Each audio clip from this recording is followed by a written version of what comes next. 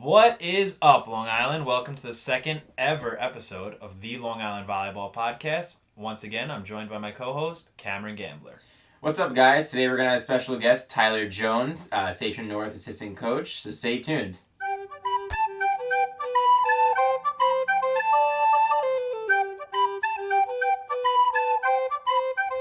So before we start the podcast, I just wanted to thank everyone who listened to the first episode. We received a lot of positive feedback. If you'd like to help us out, please like and follow our podcast and tell your friends.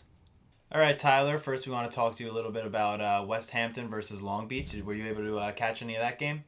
Yeah, I came in a little bit late, took the bus in, so I caught right after the first set, hopped in after that. It was a good matchup, 1-5. Definitely two evenly matched teams, just, one of the best players on the island is on your team, coming in hot in the fifth set. It's nice to have him on your side. Oh, yeah, definitely. Cam, you want to say anything about it? Yeah, Ryan Burnett really played well, as Tyler just said. He's a great player, definitely the best player on West Hampton, but they're all a great team. It was really exciting to see him play in person. I'd never seen him before. Yeah, he's definitely fun to watch. We played him a few times throughout the year. He's definitely their guy over there. The rest of the team is pretty solid all the way through. I definitely say their other middle, I don't know his name. Daniel Haber. Daniel Haber, he's really solid as well. I mean, when they can get on the ball, when they're actually in system, they can get on the ball, he definitely terminates points, but anything out of system, otherwise, it seems to me Barnett's their guy.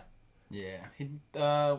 Haber throws up a pretty nice block as well. He gets over to the pins, which obviously helps a lot. Yeah. You know what I mean?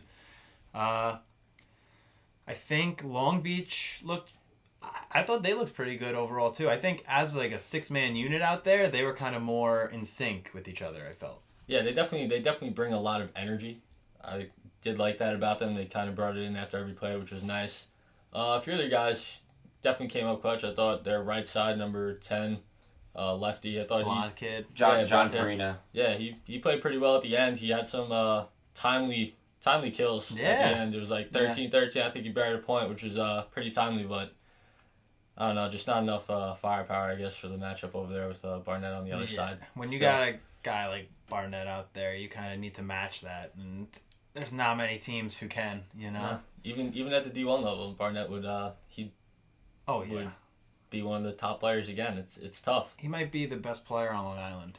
Yeah, and he's a junior? He's a junior. He's still got another year. I'm excited to see what he could become next year. If he keeps working hard, has good work ethic. It's going to be scary for some teams next year. Yeah, it's going to be him and everybody else. I know, yeah. Yeah, it's going to be fun to see him play at Pepperdine in the years to come. Yeah, already signed. Cool. Yeah, really? Yeah, I think so. Well, committed or something like that. Oh, that's awesome. Good for him. One of those things. Yeah, he's a great player, though. Great player. And congrats to West Hampton on that win. Yeah, it's a good win. 5-set thriller, baby. Someone was saying it was like West Hampton's first ever championship in anything. Yeah. I don't know if that's true or not. I don't know if that's true or not. But that's what somebody was saying in the stands. I know it was for volleyball for sure. Yeah. So, yeah, that's awesome. Way, good for those kids, you know? Yeah. It's amazing to be a part of something like that. I mean, we know a little bit about that, but it's nice to be on the winning end. Yeah, for sure. Definitely. Let's talk about their middle, the Long Beach middle. Evan Michaels, number 23. Oh, yeah, man. Tall guy. He jumped pretty high. He's an athlete. Very athletic. He's a good athlete. You could tell he's just got that athlete build. You know, he gets up there, jumps super high. Strong, big too. Kid, yeah. You see his legs? Yeah, definitely a little bit wider set. Yeah. Yeah, he's a good player. Definitely come along. I don't know a lot of balls down or not, but he's senior, yeah. He's senior, so. Yeah.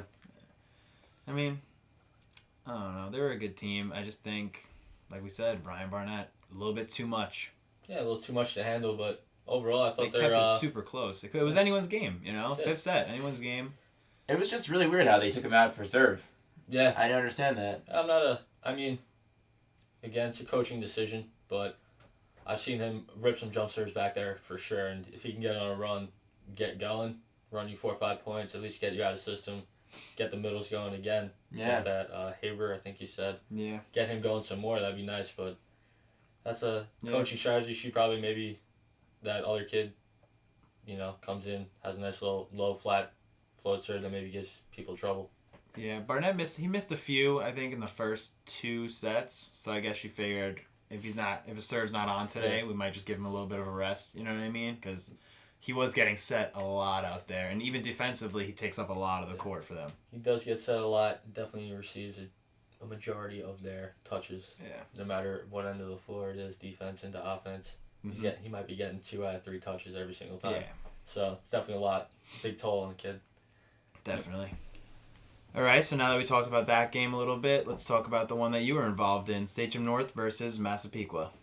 Yeah, it was a good win for us. A nice sweep against a solid Massapequa team. I thought that they played hard. They played well. A few of our players didn't maybe have their greatest of days, but it's a team victory. It takes our entire 20 kids on our team to come out and grab that win. It wasn't just 2 guys, wasn't 3 guys. It was everybody. It was a very, very solid team win. Yeah, definitely. I think, like you said, rough start in the beginning. That first set, kind of rough start. You guys were down 17-13? Yeah, definitely tough go in the beginning. Wasn't how we wanted to start off. No, definitely not.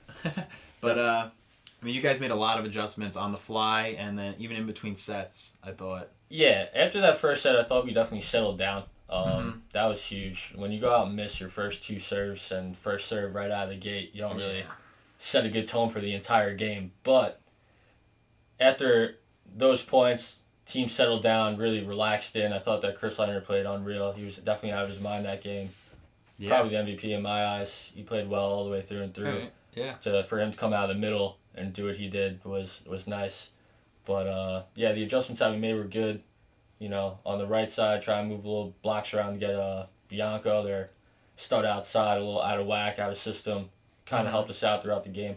Definitely worked. He was hot that first set. Yeah, you guys slowed him down a little bit. Still played really well, though. Yeah, he had a good game. Yeah, in that first set, when you guys were down 17-13, I believe the final score was 25-18. So you guys scored them 12-1 to finish. In large part, I believe it was Mark Williams back there on the serving line. Wasn't swinging that great in the first set.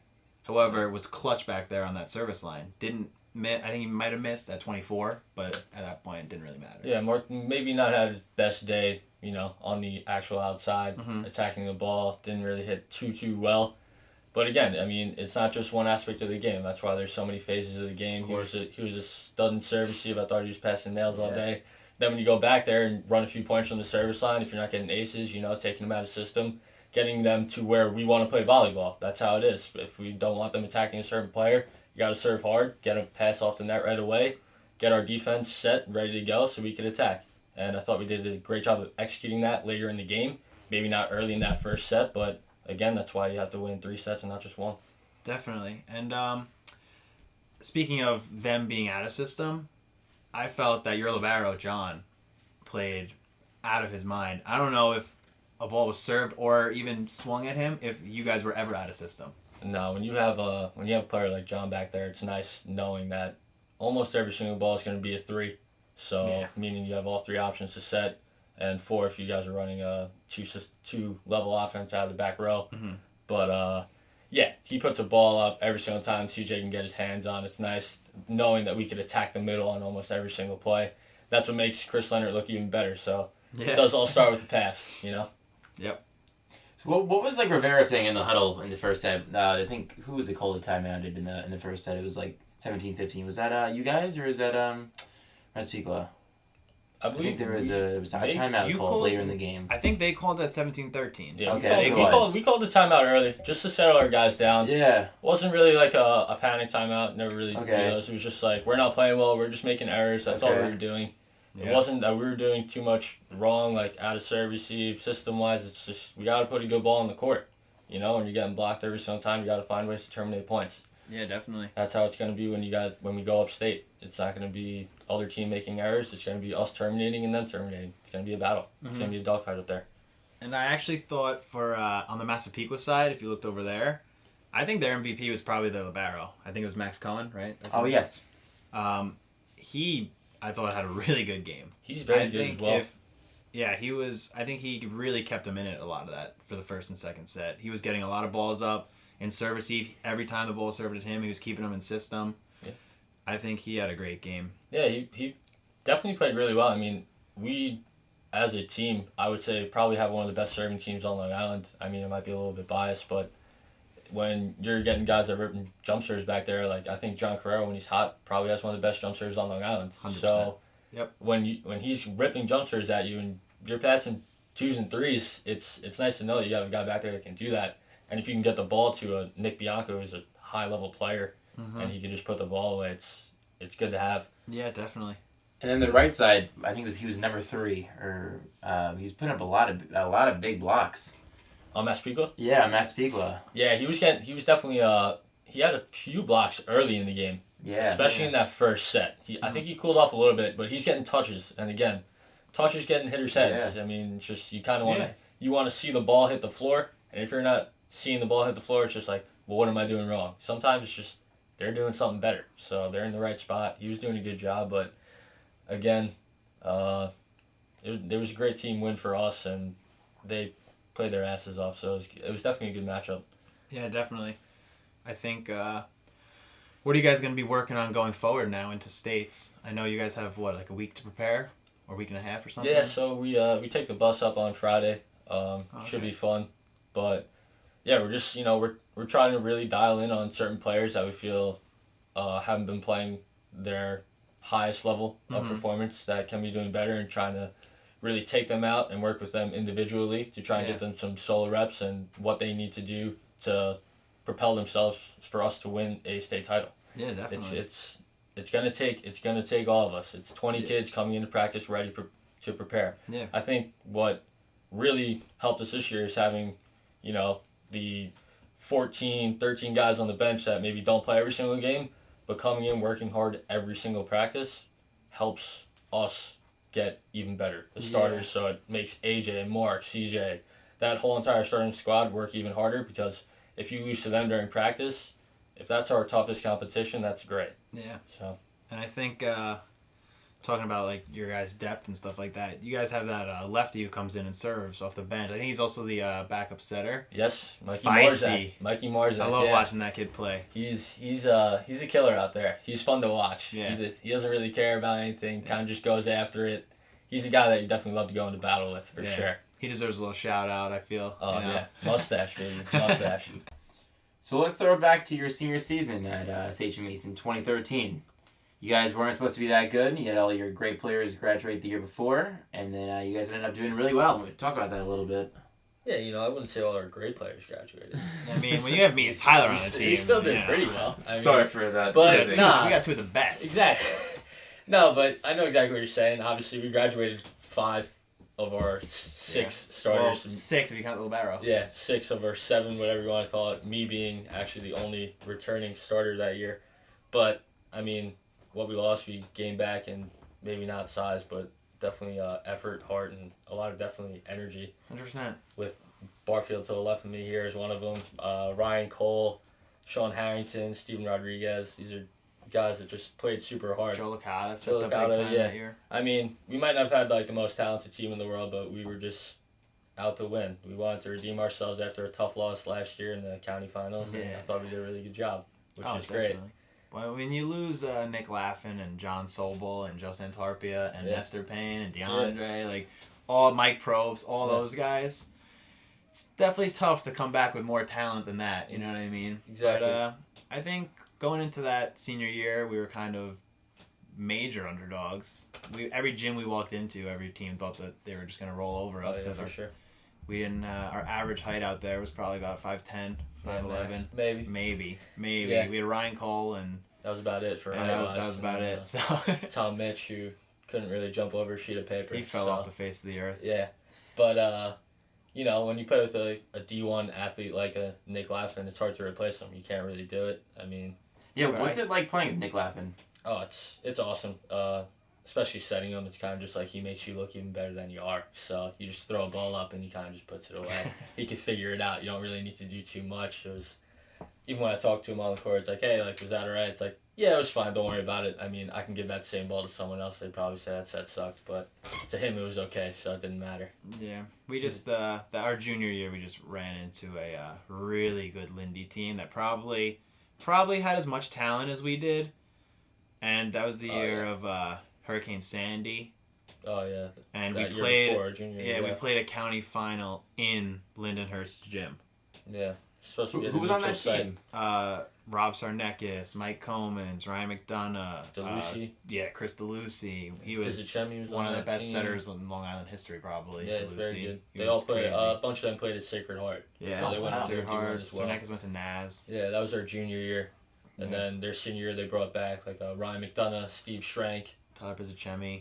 Piz came back again, starting libero. Kenny Serwin. Yeah, they were a solid team that year. Again, from where I am now, North had Dylan Misery as a junior, Rob Steinberg, Matt Grace, Nick Miller. They were a young team coming up, and that's why the next year they ended up winning states. Yeah. But they suffered a loss to us in the semifinals, which is Sachem East hasn't beaten Sachem North since that semifinals in the 2013 county.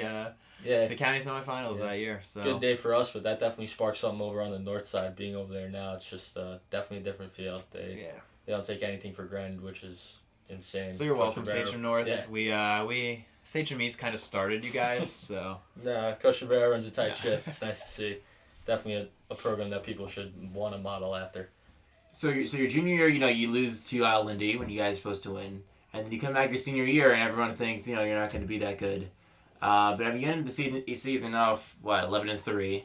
Yeah, 11-3. 3 losses. You guys lost to Sachem North pretty badly in the regular season. I recall. Lost to Bayshore, who had Mark Jensen, Blake Hogan, Mark Beretta, and I don't know if Hassel was on that team that year. I think he was a junior, sophomore. Yeah.